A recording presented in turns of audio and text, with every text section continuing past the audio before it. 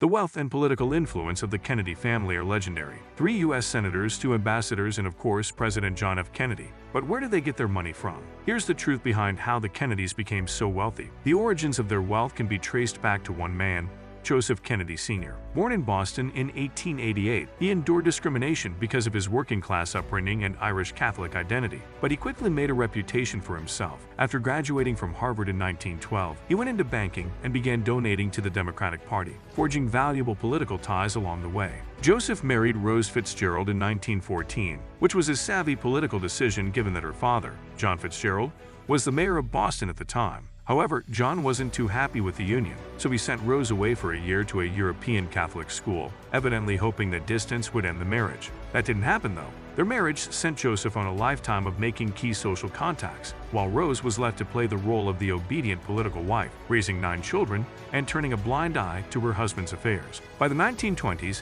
Joseph Kennedy Sr. had become an investor, and not a very ethical one at that. His role in the 1929 stock market crash was questionable. By 1929, Kennedy was already renowned as a skilled investor, and he witnessed his fellow investors participating in what appeared to be a flourishing market. However, upon closer inspection, he concluded that they were significantly overpriced. As a result, he sold certain stocks and began shorting others, anticipating that they would be valued much less in the near future. He was correct, and he profited when the stock market crashed in 1929, leaving others bankrupt. Kennedy was not above insider trading either, which, to be fair, was not exactly illegal at the time. Joseph Kennedy's journey into the film industry occurred in the 1920s, when Kennedy owned 31 movie theaters as part of a business company, but was unable to obtain an agreement to buy a studio. However, due to a friendship he developed in Paris with the Prince of Wales, he received a letter of introduction, and finally, some heavyweight British banking money to launch his studio. In Hollywood, he would later merge his studio with another, to become Radio Keith Orpheum, which would eventually become the well-known Hollywood studio RKO Pictures. By executing new commercial acquisitions and reshuffling shares, he profited more than $15 million in today's money in just a few years. Some of that trading was based on insider information,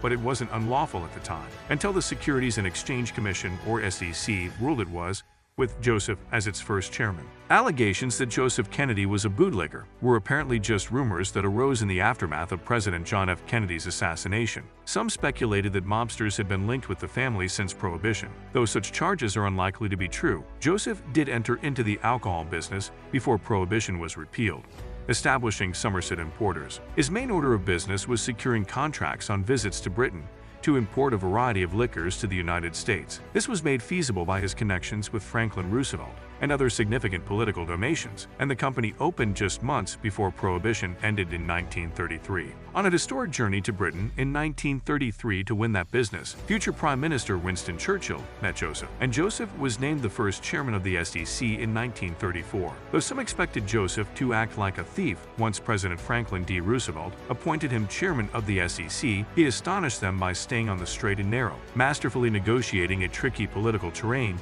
consisting of both allies and foes. Those were valuable skills in diplomacy as well, which led to Joseph's appointment as U.S. ambassador to the United Kingdom from 1938 to 1940. Years later, his granddaughter, Caroline Kennedy, would serve as U.S. ambassador to Japan from 2013 to 2017. Though Joseph Kennedy Sr. undertook some political work, it appears that his true political ambitions were reserved for his sons, and it all began with Harvard. The Kennedy children were almost guaranteed admission to Harvard, thanks in large part to their father's efforts, and the fact that he had already graduated from the university in 1912. Joseph Jr. received his diploma in 1938, followed by his younger brothers John, Robert, and Ted. Meanwhile, Joseph Sr. had been making considerable contributions to political organizations in order to help prepare the way for his children to eventually become involved in politics. He supported FDR with a $25,000 donation while Roosevelt was still just the governor of New York. That was followed by even larger donations and fundraising for FDR's Democratic Party throughout the years, presumably making it easier for a future Kennedy to be welcomed by party members. Unfortunately, Joseph Kennedy Jr. died in a top-secret mission for the U.S. military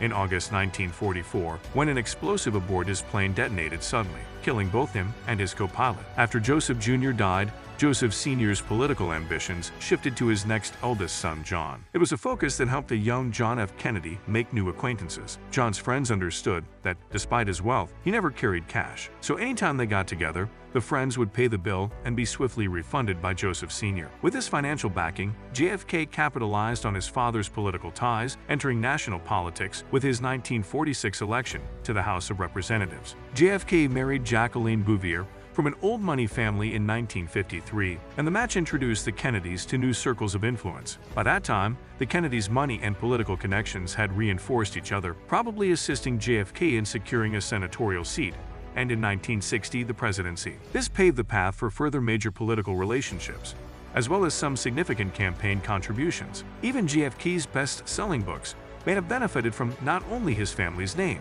but also from sales supported by the Kennedy fortune. Along the way, connections and huge campaign contributions continued to flood in, further increasing the Kennedy network of wealth and power. That kind of easily accessible money eventually made it all the simpler for JFK to contribute his $100,000 presidential salary to charity, which undoubtedly helped the image of his presidency. By the early 20th century, Kennedy was well established in the Boston real estate market, which provided a comfortable living for his family. Real estate remains a big component of the present Kennedy fortune. There are well-known family compounds in wealthy places, such as Cape Cod and Palm Beach, as well as more commercial holdings such as Miami's Hill-Air Racetrack that contribute to the Kennedy Foundation. The Kennedys also have an interest in Vornado Realty, which provides them with millions of dollars through an investment agreement with the corporation via incorporated entities and trusts. Since 1998, the family was believed to have made $170 million from this agreement alone. The Kennedy family is now one of the most well-known names in America, with a fortune to match. It's also expanded beyond the industrious Joseph Kennedy Sr., with far more family members who may have access to those riches, without the authority of the family patriarch who started it all. If any member of the Kennedy family ever tries to spend the fortune irresponsibly, the Kennedy money is undoubtedly safe. This is because a substantial portion of the family money is held in a succession of trusts, which can range from hundreds of thousands to millions of dollars. Advisors and money managers are mostly in charge of these trusts. If you try to go into the nitty-gritty of modern-day Kennedy wealth, you may encounter a few roadblocks along the way. The majority of the Kennedy family's interests are now in private securities, making it difficult to obtain public information on them.